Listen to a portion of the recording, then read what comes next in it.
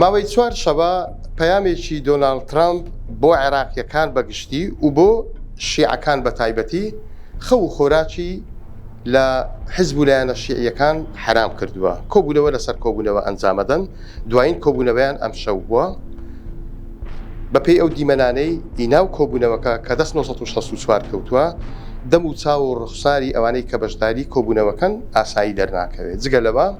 یەکێک لە سەرکردە دیارەکانی چوارچێوەی هەماهەنگی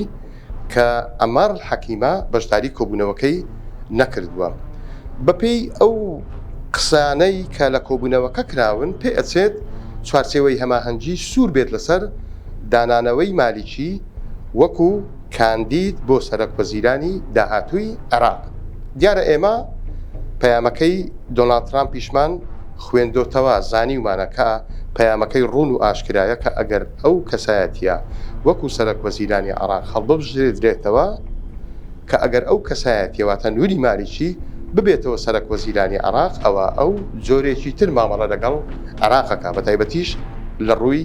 ئابوووریەوە. جا ئەگەر چوارچێوەی هەماهەنگی لەسەر ئەو بڕیارەیان سوور بن کە مالیکی جارێکی تر بۆ ئەو پۆستە کاندید بکەنەوە بڵێ ئەمریکا هەروە بە ئاسانی دەستبەرداری ئەو پەیامەی بێت کە لە ڕێی سەرۆکەکەیەوە ئاراستەی عێراقیەکان و بەغێر مباشریش ئاراستەی ئێرانی کرد